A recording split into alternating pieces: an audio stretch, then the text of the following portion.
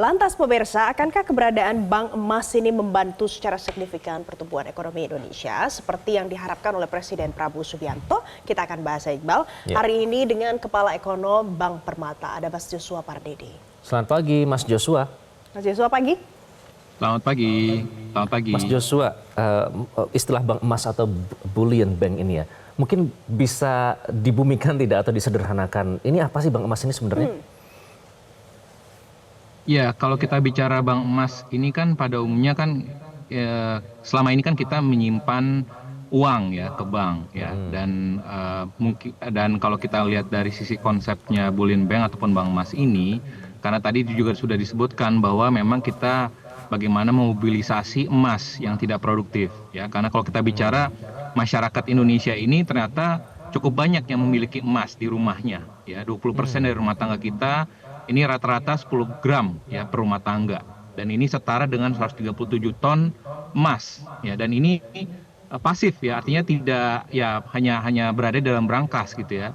Nah, tapi kalau artinya nanti disimpan ataupun ditempatkan di bank emas ataupun bullion bank ini artinya kan nanti dikelola dengan tentunya dengan tadi ya, dengan berbagai instrumen yang ada ya, misalkan ada tabungan emas, lalu juga saya mungkin mengira akan ada gold landing ya, nanti pada saat misalkan pelaku ataupun rumah tangga memiliki emas, ini bisa jadi kolateral ya ataupun jaminan, sehingga dia bisa mendapatkan pembiayaan untuk misalkan bisnisnya ataupun usahanya.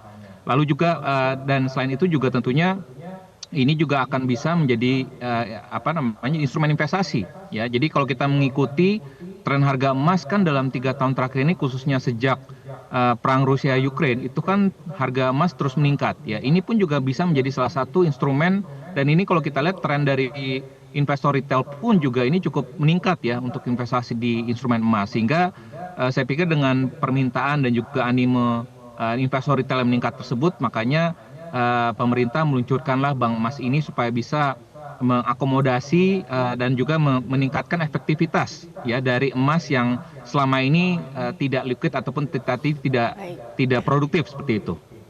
Oke, jadi ini tentu perlu ada kepercayaan masyarakat supaya mau menabung emas, mau investasi emas di bank emas. Nah, Mas Joshua, dengan membuat bank emas di Indonesia, ini kan adalah hal yang baru kalau di Indonesia. Yang pertama, diresmikan langsung oleh Presiden. Apakah ada kebijakan khusus yang diperlukan supaya untuk operasionalnya itu bisa benar-benar aman dan dipercaya oleh masyarakat?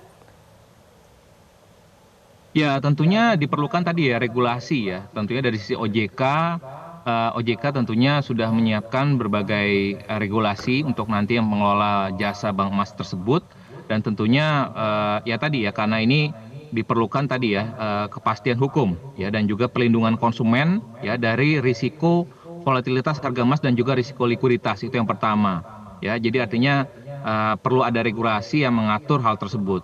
Lalu juga perlu ada regulasi terkait dengan transparansi dari harga dan juga standarisasi emas ya, melalui misalkan LBMA ataupun SNI ya, serta juga regulasi berkaitan dengan transparansi fee dan juga biaya administrasi ya. Ini saya pikir sangat diperlukan agar nanti konsumen mendapatkan informasi yang jelas dan juga transparan.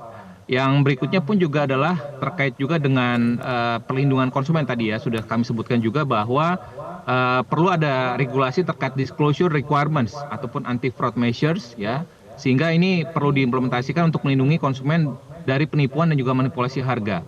Dan yang terakhir adalah terkait dengan regulasi prudential regulation ya, ini adalah pengaturan khusus untuk memastikan bahwa lembaga keuangan yang mengelola bullion bank ini adalah memiliki kecukupan modal ya, dan juga likuiditas memadai dan juga manajemen risiko yang efektif, sehingga untuk bisa menghadapi tadi ya volatilitas dari harga emas itu sendiri dan juga potensi default ataupun gagal bayar dari nasabah. Jadi saya pikir requirement-nya ataupun regulasinya mungkin nanti akan bisa terreplikasi juga dari bank konvensional saat ini, seperti itu. Oke, Mas, ini kan kalau tidak salah penunjukannya sebelumnya ada di Pegadaian ya untuk mengelola dan BSI yang terbaru.